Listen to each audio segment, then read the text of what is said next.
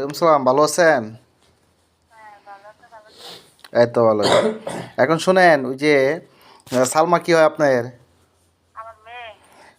ওই যে উনি যে ওই যে অন্তরের সাথে আসছে ময়মনসিংহে, এটা কি আপনারা জানেন? অবগত আছে?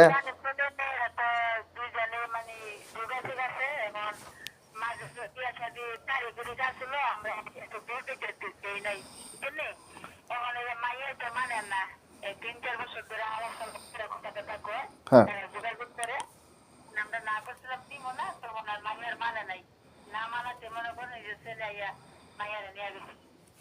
এখন এই বিয়াতে কি আপনার সম্মত আছেন, রাজি আছেন?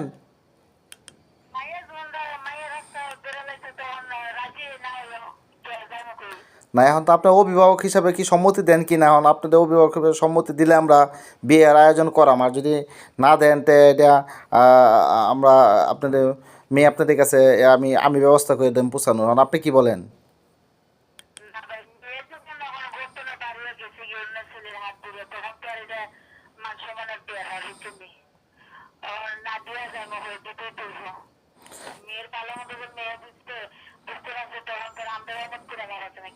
না, এটা আপনার যদি সম্মতি দেন তো আমরা যে কাজের মাধ্যমে, হ্যাঁ, আমরা যা প্রসিডিউর আছে মেনটেন করিয়া আমরা কাজের মধ্যে বিয়ে পড়ায় দিব।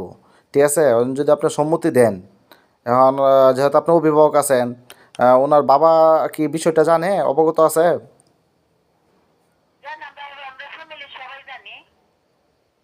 আপনার ফ্যামিলির সবাই জানেন না?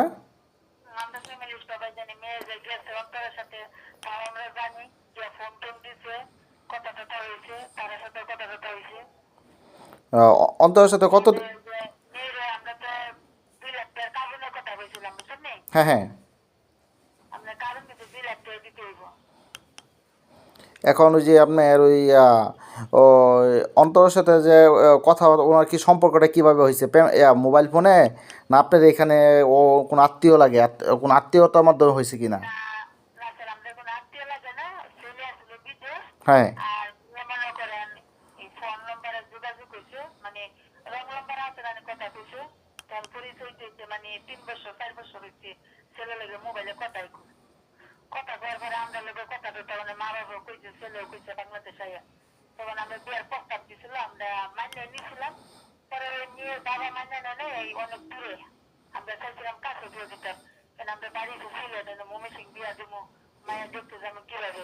হ্যাঁ।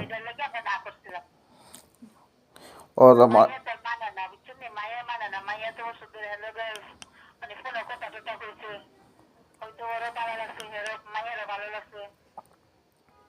ও, তো এটা আপনাকে ওই যে কোনো আত্মীয়তার সম্পর্ক না, এটা মোবাইল ফোনের মাধ্যমে ওই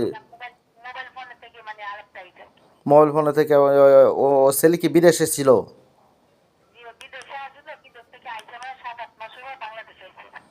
ও,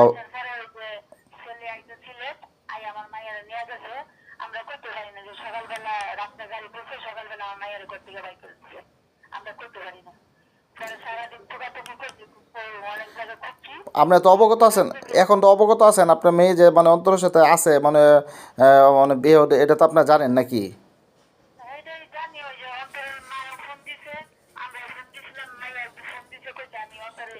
তো এখন যদি মানে কাজী মধ্যে বিয়ে পড়ানো হয়, তা আপনাদের তো কোনো আপত্তি নাই নাকি? না, তা তো অবশ্যই, আমরা তো ওইভাবে ভালোভাবে করবো, আমরা তো আর ওইভাবে কর-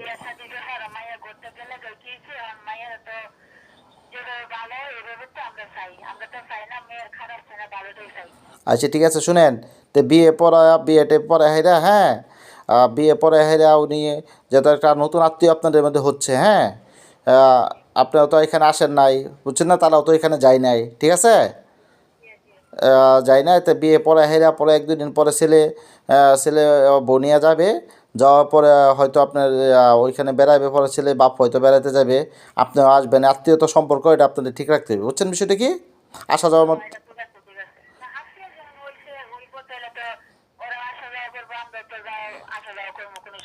হ্যাঁ, বিয়ে যে রস মতো আছে ওটা মনে করেন, যে যখন বিয়ে হবে, বিয়ে 3 দিন পর, তো আমার ছেলে যাবে আপনার এখান থেকে বেড়াতে যাবে, ওইখানে ছেলের প্রয়োজন থাকবে কিছুদিন, আবার আপনারা আসবেন, ছেলের বাবা যাবে, মানে একটা আত্মীয়তা বন্ধনটা ঠিক রাখতে হইব, বুঝছেন? আচ্ছা ঠিক আছে, তাই আমরা বিয়ে পড়ায় দিব, হ্যাঁ। বিয়ে করে দিব না, কাবিন কিন্তু 2 লাখ টাকা দিয়েছেন। কাবির 2 লক্ষ টাকা তো ফিস আসবে। আমি অনেক আগে কথা হয়েছিল যে আমরা 2 লাখ টাকা কাবিন নিজের মুখে কইছিল। এখন তো 2 লক্ষ টাকা তো যে ফিস আসবে, এটা তো মনে করেন যে দুনো পক্ষে দিতে হয়। না, কোনো প্রকার না, এটা তো ছেলের প্রকার, আমাদের ছেলে যেটার মধ্যে আচ্ছা শুনেন, আমি একটা মধ্যস্থতা করে দিই, হ্যাঁ। কাবিন তো আসলে যে মনের মিলনটাই তো সবচেয়ে বড় জিনিস, বুঝছেন। ওটা একটা মধ্যস্থতা করে হেরা তো বিয়ে আমরা পড়ায় দিই, হ্যাঁ।